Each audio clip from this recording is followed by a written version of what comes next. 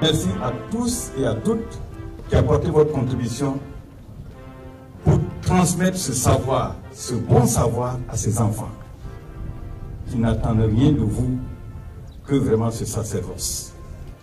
Ils ne demandent qu'à obtenir leur parchemin dans le temps imparti de leur inscription. Donc, tout en étant conscient que beaucoup d'enseignants font leur devoir irréprochablement, il reste néanmoins certains qui rendent malheureusement à contre-courant. Mais si cela est possible, c'est parce qu'il y a une faille au niveau de l'administration. Il n'est pas normal qu'à l'heure où tout le monde court contre la résorption des retards, que l'administration, à travers certains comportements reprochables de certains agents, se donne le malin plaisir de brandir chaque fois, quelquefois, la raison. Je ne suis pas au courant, je ne sais rien, vous devriez tout savoir. Ne pas savoir est une faute grave. Un chef de département qui ne sait pas qu'un enseignant va donner son cours est très grave. Pareil que pour le directeur d'IFR, mais bien sûr pour le VP et la présidente. Chacun doit jouer pleinement son rôle. Il y a des enseignants qui n'ont pas leur cours, ça c'est clair et c'est connu. Mais l'administration ne dit rien. Il y en a qui donnent des cours, qui font des évaluations et qui disparaissent. Et l'administration est silencieuse. Il y en a qui peut-être corrigent, mais ne remettent pas les copies ou les notes pour diverses raisons.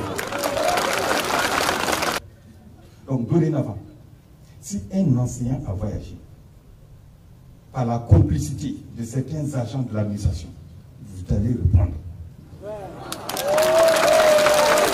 Ce qu'on a prévu dans 2 semaines, en mettant en place un numéro vert où vous pourrez appeler pour dénoncer tout enseignant et toute administration qui ne fera pas son travail.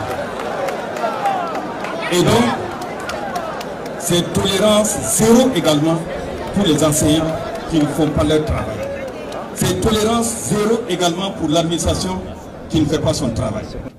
Par ailleurs, pour la question des volumes horaires supplémentaires, j'ai instruit tous les présidents d'université d'impliquer les chercheurs. Les chercheurs ont la capacité de donner 33 000 heures de cours gratuitement. Quand on a fait le point pour l'INZ, vous êtes à moins de 40 chercheurs. 38 exactement.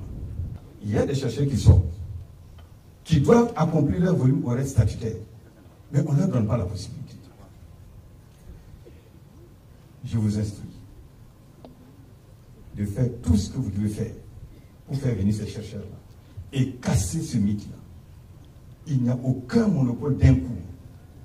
Aucun. Le seul qui a le monopole des cours, c'est le chef du département qui répartit de façon équitable entre les différents enseignants. Et beaucoup d'enseignants font correctement leur travail. Je les félicite. Mais il y en a aussi qui passent à côté. Ce sont ces gens-là qu'il faut redresser. Et justement, quand je disais la dernière fois que les étudiants doivent respecter les textes, et surtout ce que l'administration et les enseignants vous demandent de faire, c'est bien sûr en ayant à l'esprit que cette administration et ses enseignants sont exemplaires. Quand cela ne tienne, à vous les étudiants une dernière fois, vous êtes mal placés pour juger les enseignants.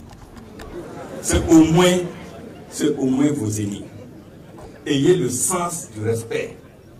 C'est très important. On a dit l'ordre et la discipline.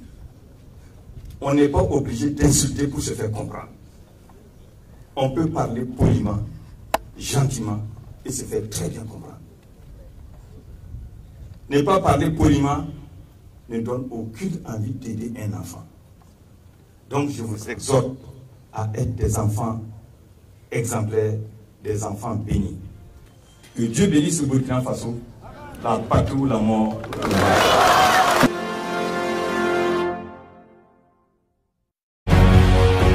FSEC, une autre facette de l'information au Burkina Faso.